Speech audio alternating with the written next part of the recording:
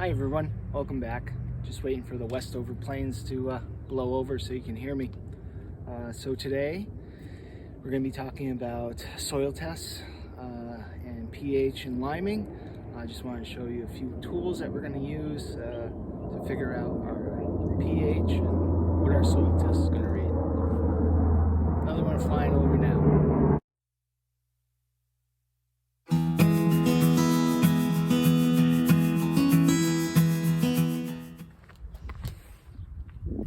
So before we get started on getting any analysis on anything, we're going to need to know our square footage of our property.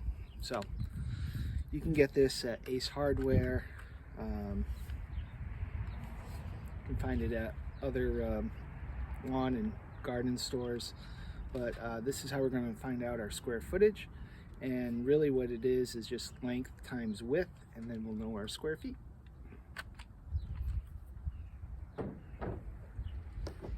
This is a soil probe, and this is going to allow us to get the soil out of the ground.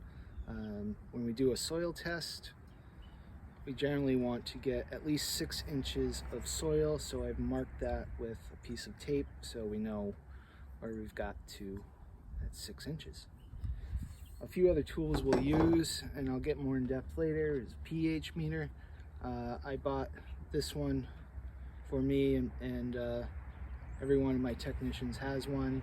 It's from Kelway Instruments, and it gives a pretty accurate reading on your soil pH. So let's get started.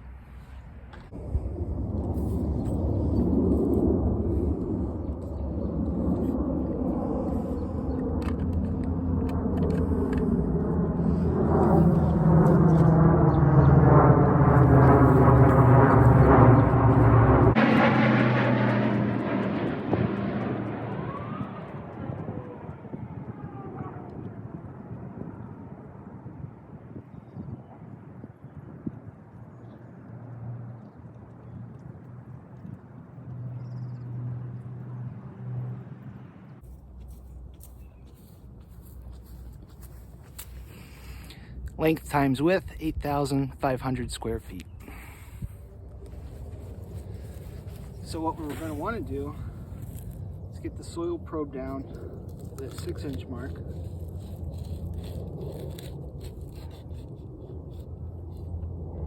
Pull up that 6 inches of dirt. And what we're going to do next is try to take out as much of the organic material as possible, the roots, the worms. Go through here. Look for any more organic material. Then I'm going to place it in this little cardboard box.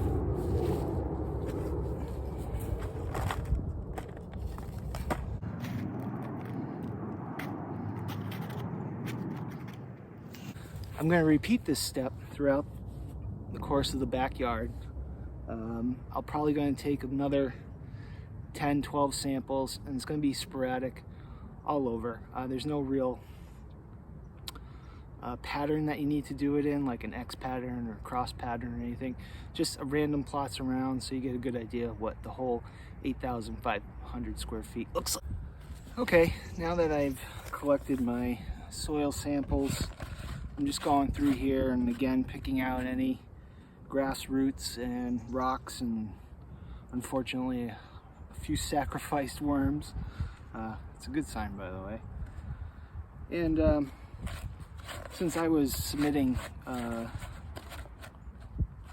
tests to UMass for years, I was always told that we need to allow this to dry out before we submit it. So the next step in this process is actually patience. I'm going to put this in the house or on the porch if it's not raining for a few days, and just let everything dry out, and that way they can get a fast sample and get the information back to us as soon as possible. So that's the next step. So now that we allowed the soil to dry, we're gonna put it in a bag. It can be a Ziploc bag. I'm using a door hanging bag that we use to drop off our invoices. And I like to label it, name or the name of your company.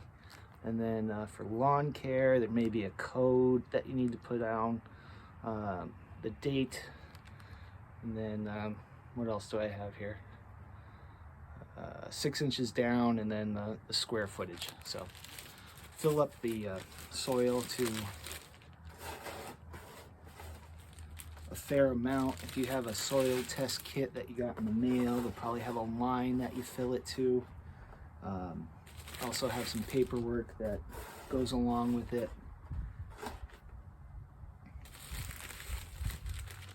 You want to make sure that you have enough so you can get a good sample of your soil in terms of the square footage. So I'd probably fill this up more than halfway, and can put this in a Ziploc bag or something to keep the soil from coming out.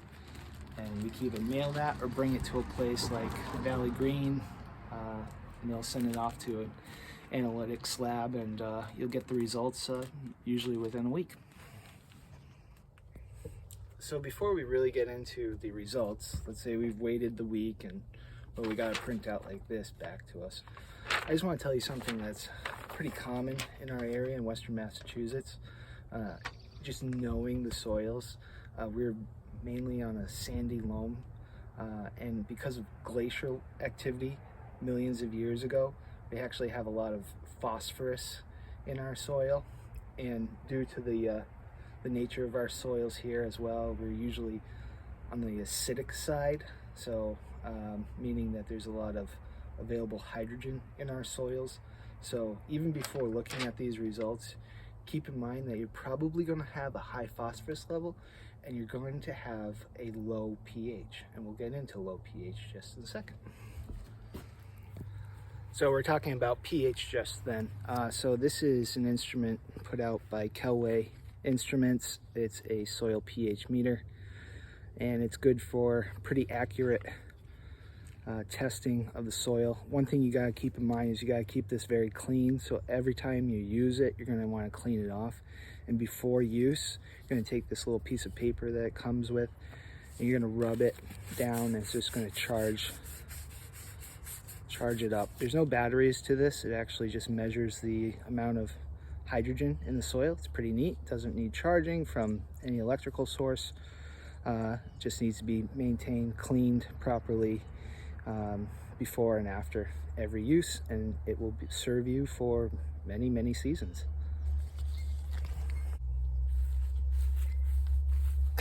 And it's really, really simple. Like I said, you charge it up. You make sure that it reaches the soil down to the line at the very top where you're starting to hit the plastic.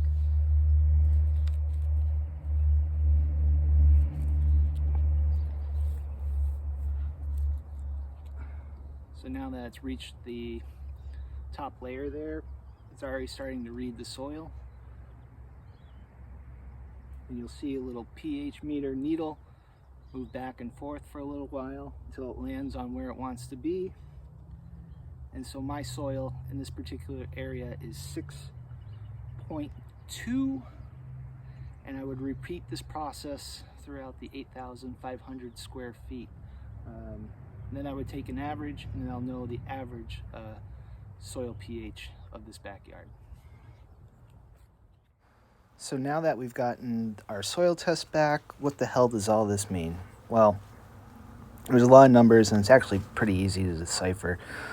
Your soil pH is up top left, and it's at a 5.4. We knew it was going to be acidic because that's the nature of the soil in our area. Buffer pH, well, you don't really need to know that too much. Organic material is 3.9, so it's a little on the low side. CEC is cation exchange capacity, and it's 10.7. It's a little low. It's indicative of saying it's kind of on the sandy side. Our K saturation is our potassium saturation, our magnesium, calcium saturation. So it further breaks down potassium, magnesium, and calcium, and it gives you a little thing to the right there for optimum levels, so we get the best plant intake into our grass during the course of the season. Here's a graph just outlining the same information that's above. It's just a more visual representation, gives you an idea of how good or how poor or how high a certain level is compared to where it needs to be. And it's mainly just for visual representation here. Here the lab is giving some recommendations for input over the course of 1,000 square feet. So it's recommending that 60 pounds of dolomitic lime be applied over 1,000 square feet. You have nitrogen through the course of the season is 4 pounds. Remember we touched on that last episode, 4 pounds per 1,000 over the course of the season. And then it's giving some other levels. You got your potassium levels that need to increase over the course of the season too. So for this customer, we bumped up the potassium applications. So a lot of people like to ask me about nitrogen levels on their soil tests and why it's absent from there. And the simple reason is because it's so volatile. Gets used up pretty quick, and measuring it on a soil test really isn't necessary. We can measure that through the course of the year through our program. So again, it's a volatile thing. It's used up so quickly. So that's the reason why it's not on there. And our main drivers, what we really want to look at is our NPK, which is our nitrogen, phosphorus, and potassium. Nitrogen, you've heard it 1,000 times from 1,000 different people. It drives the bus, and it really does. It really does. It makes everything else work. P is our phosphorus, and again, we have high phosphorus in this area. And potassium, you can get different readings of potassium. That particular one was low on potassium. Made sense, but when we get through the course of the year, I can tell you why lawns react the way they do from low potassium. But that one has low potassium. And then I really want to get into liming. I know this one went a little long today, so I'm going to end it here. But the next episode, which will probably come out tomorrow, is going to really dive into liming. Dolomitic, catalytic lime, and fast or quick release lime versus slow, mesh, and cost, and some tricks about what you're receiving out there and what you're buying and why and how, and we'll get into not getting fooled. Anyway, thanks for watching. We'll see you next time. Take care. Bye.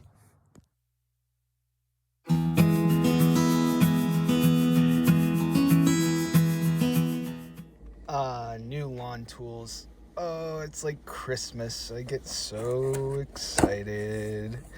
Yee!